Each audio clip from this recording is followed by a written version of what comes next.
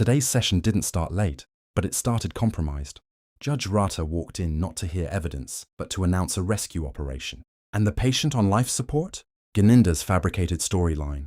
Before anyone could breathe, Rata declared Makimba Buthelezi a hostile witness, like he was stamping a warning label on the truth. Something I want to make a comment on. Is the witness son? It's just been reminded now.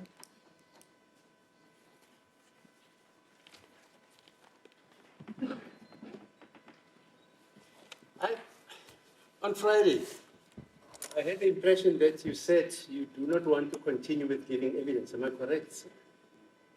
When you ask questions by the state.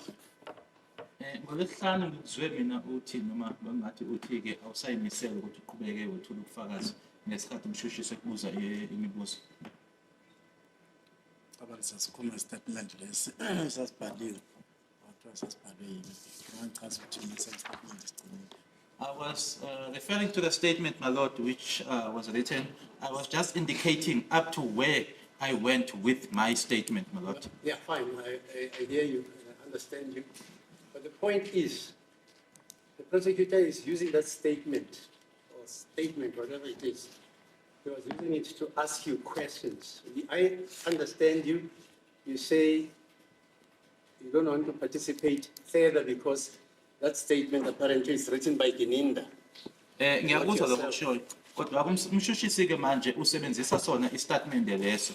Wabe usuthi-ke wena-ke awusayimiseleke ukuqhubeka ngaso istatement lesiyana. Washo ukuthi wena ugcina la kuphela la wena-ke okwaziyo ngoba istatement leso sabhalwa uGininda. Yeah. Yes, my lord.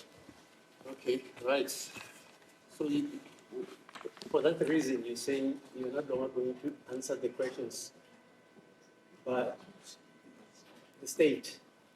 Ngaleso sizathu leso-ke uthi-ke manje awusazoqhubeka-ke uphendule imibuzo ebuzwa uyena umshushisi.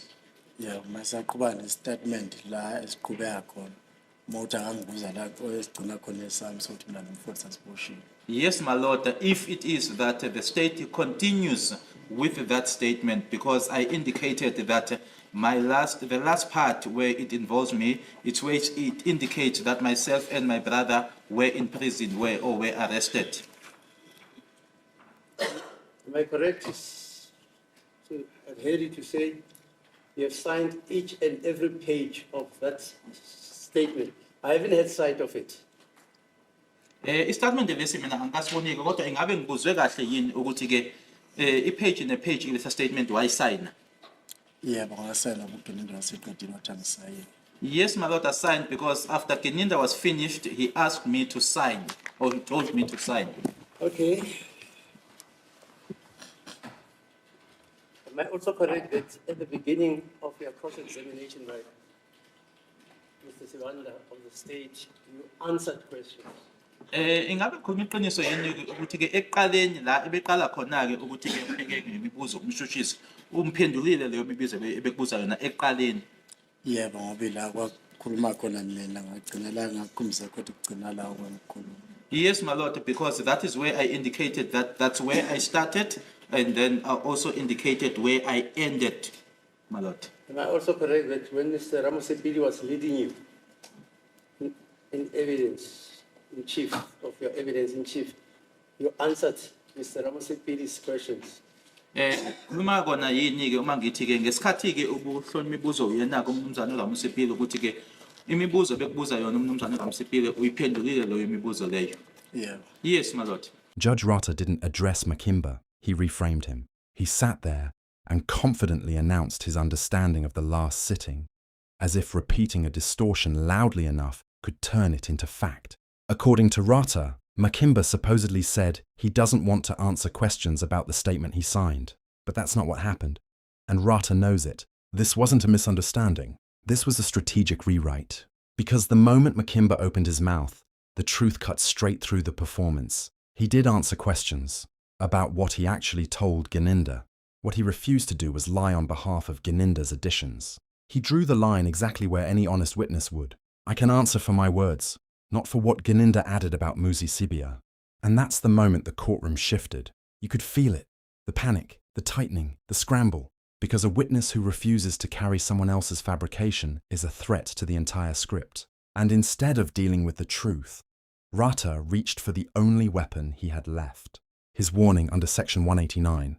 Let's get into it. Okay, I'll be failing my duty if I do not warn you what the duties of a witness are in this, which is a court of law. Ngizobeke angiwenzi umsebenzi wami uma ngingakwexwayisike ukuthi ke umsebenzi womuntu owufakazi enkantolo yomthetho uyini. Okay, and this is what the law says. Yilokhu ke okushiwo umthetho. Section 189(1) of the Criminal Procedure Act says the following. Umthetho ke ongaphansi kwakhe ke section 189 usho lokhu okulandelayo.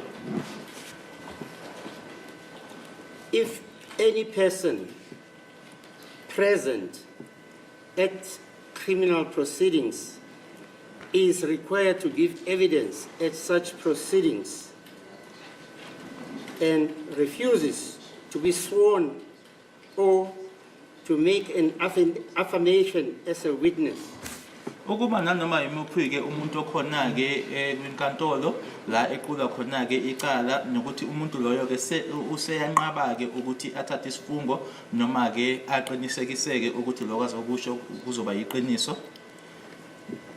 that person, if he refuses to answer any questions put to him, or refuses or fails to produce any book, paper, document required to be produced by him, Uma ngabe umuntu loyo ke enqaba ukuthi ke aphendule nanoma yimuphi umbuzo ke obuzwa yena noma ke ukhona ubufakazi obudingekayo noma okufunekayo noma incwadi iphepha nanoma yini nje efunekayo. the court may, in a summary manner, inquire into such refusal or failure, and unless the person so refusing or failing has a just excuse for his refusal or failure, Inkantolo iyakwazi ke ukuthi ke ibese yona ke iyaqala ke ukuthi manje iphenyeke noma ibuzeke ifuna ukwazi izathu noma ke inhloso ukuthi ke kungani ke umuntu loyo enqaba ngaphandle kokuthi ke kuyazwakala ke noma kuyatholakala ukuthi kukhona ke okuzwakalayo noma kuyizathu ke ekuyisona esimbangela ukuthi ke akwenze lokho. the court may sentence that person to imprisonment for a period not exceeding 2 years, Inkantolo iyakwazi ukuthi umuntu loyo ke imgwebeleke ejele isikhathi ke esingeqanga noma singandlulanga kwiminyaka emibili. or where the criminal proceedings in questions relate to an offense referred to in Part 2 of Schedule 2. Can the court just repeat that part? Where or where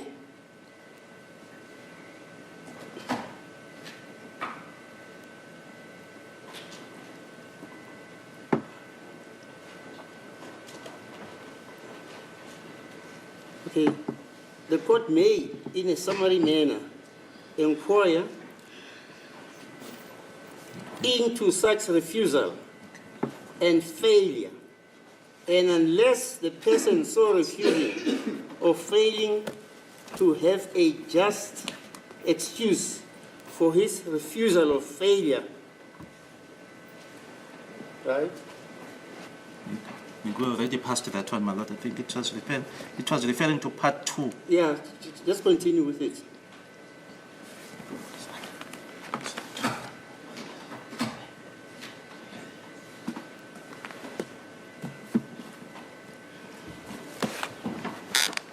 So you've interpreted up to where? Just a moment, my lord. I just want to check here.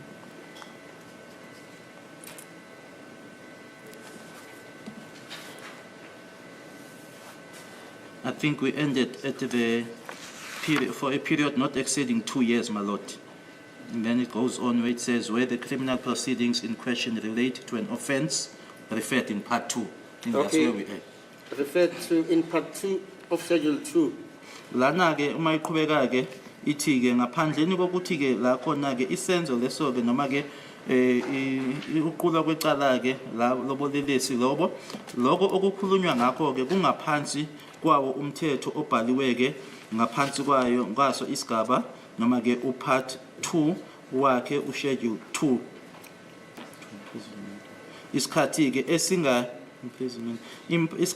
esingandlulanga noma ke esingeqile kwiminyaka emihlanu kuya ngokuthi ke icala noma ubelelesi lobo ke lobo kukhulunywa ngabo bungani. What it basically means is that in such a case, which is supposed to be Schedule 2, Part 2 of Schedule 2, I take it also it means where the court is dealing with a charge of murder. Lana ke okushiwo ke ile ndawo ke efundiwe lana ukuthi ke uma ngabe kukhulunywa ke ngecala lelesi elinokubulala phakathi. You may be sentenced to 5 years imprisonment. Inkantolo ke iyakwazi ke ukuthi ke isingagweba ke iminyaka emihlanu ejele Unless you have a just cause why you are refusing to answer the questions. ngaphandle kokuthi ke kunezathu ke okuyisona esizwakalayo futhi ke noma esamukelekayo sokuthi kungani ungayimisele ukuthi uphendule umbuzo noma imibuzo. Do you understand, sir? Ingabe uyezwa yini mphumzana? Yebo. Yes, my lord. What you just witnessed wasn't judicial firmness. It was judicial intimidation dressed up as procedure. The moment Makimba refused to carry Gininda's additions, Rutter didn't ask for clarity. He didn't seek truth. He didn't protect the integrity of testimony. He reached straight for Section 189 like a man cornered by the facts, threatening a witness with arrest because he won't confirm someone else's words. That's not law. That's coercion. And the worst part? Rutter pretended this was about answering questions when the witness was answering. Truthfully, consistently, and within his rights. What he refused to do was lie. What he refused to do was validate additions he never said. What he refused to do was become Gininda's backup singer. A judge's duty is to protect the witness's constitutional rights, not bulldoze them. The right to remain silent, the right not to incriminate yourself, the right not to confirm fabrications, the right to testify to your own words, not someone else's edits. But instead of upholding those rights, Rutter weaponized the bench. He turned Section 189 into a threat, not a safeguard. He used the law like a baton, not a boundary. And that's the moment the mask slipped, when Judge Rutter warned Makimba using Section 189. And then, as if the Section 189 threat wasn't loud enough, my lord kept going. He wasn't done. He wanted the witness to feel the weight of the robe, not the weight of the law. Listen to how he suddenly becomes the guardian of oaths. Now he's preaching about honesty, lecturing Makimba about taking an oath, as if the man hasn't been answering truthfully from the start. The irony is painful. The only person in that room bending reality was the one sitting on the bench. And then, the twist. He tells Makimba to go get a lawyer. A lawyer? For what? For refusing to repeat Gininda's additions? For refusing to endorse a fabrication? For refusing to become a co-author of the cold case unit's fiction? My lord wasn't protecting the witness. He was protecting Gininda. Every move, every threat, every sudden burst of concern was aimed at shielding the one man whose version keeps falling apart under oxygen. And when the pressure rose, when the defense was ready to respond, when the courtroom needed clarity, not chaos, he ran. He adjourned the court so fast the defense didn't even get to breathe, let alone speak. No submissions, no balance, no fairness, just a judicial fire drill, sprinting out before the record caught up with him. That's not justice. That's not impartiality. That's trial by ambush. That's corruption wearing a robe. Here's the moment my lord stops judging and starts moonlighting as Gininda's full-time bodyguard. In other words, you've taken an oath to give evidence. Ngamanye amagama ke uthathe isifungo sokuthi uzokwethula ubufakazi kule nkantolo. And what is peculiar about this case, it's not that at the beginning you said you don't want to answer questions. Kodwa ke manje ke okukhethekileke noma kodwa ke lana ukuthi akusiyona indaba yona noma udaba lokuthi ke eqaleni uvele watsho nje kuqala nje wathi cha angiyimisele ukuphendula imibuzo. Some witnesses do that. Abanye ofakazi bayakwenza lokho. But you initially gave evidence in this court after taking an oath to do so. Kodwa wena ke emuva kokuthi ke uthathe isifungo uye waqhubeka ke ngokuthi wethula ubufakazi.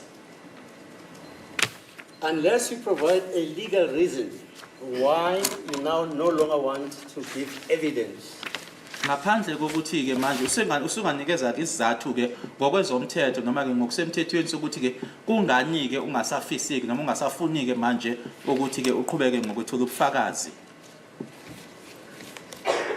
this court has to summarily inquire as to the reason why you are not now prepared to give evidence. Manje ke lenkantolo ke kufanele ke manje ukuthi ke iphenyeke noma ibuzeke kuwena ke ukuthi ke kungani ungasafisi noma ungasayimisele ukuthi ke uqhubeke ngokuthula ubufakazi. As I say, in terms of the law, they say if you have a just excuse which the court interrogates and finds it to be legally cogent. But if not, then the court must take action against your recalcitrant. Nanjengoba kubhaliwe ke lana ukuthi ke kufanele ke kube inkantolo ke manje eseyiza kuwena ke ithi ke ngaphandle ibuze kuwena uma ngabe kutholakala ukuthi cha sinesizathu ke ezizwakalayo ngokwezomthetho noma ke ngokusemthethweni osinikezayo ukuthi kungani kodwa ke uma ukuthi ke cha asikona nje lokho ke inkantolo kufanele ke ukuthi ke ithatha amanyathelo ngakuwena. And you've got the right to obtain legal advice. Unelungelo ke lokuthi ke manje usungahamba ke uyocela ke ukweluleka ngokwezomthetho. Which is a constitutional right. Okuyilungelo ke onalo ngokomthetho sisekelo. To give instructions to an attorney or an advocate to advise you accordingly.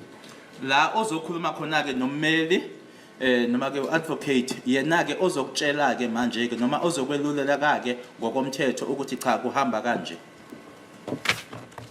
So that you are aware of the consequences. Ukuze ke uzokwazi ke ukuthi ke imiphumela yaloku iyini.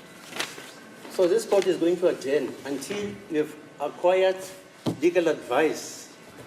You can approach the legal aid board, or if you have the means of instructing a private attorney or advocate, you can do so by yourself to get that legal advice, because this is a serious matter. It's not a joke. Manje ke lenkantolo lena izoguqa ke ukuthi ke manje wena kuhambe ke uyothola ummeli noma ke uzoya ku legal aid noma ke uzohamba uyoyifunela ke ummeli ozomkhokhela wena ke ukuthi ke ukhulume naye ke umtshele ngalo daba lolu ngoba ke udaba lolu ke olubucayi kabi. So this court is going to adjourn. When is the recess? Friday is the last day, my lord. Friday. It's the last day.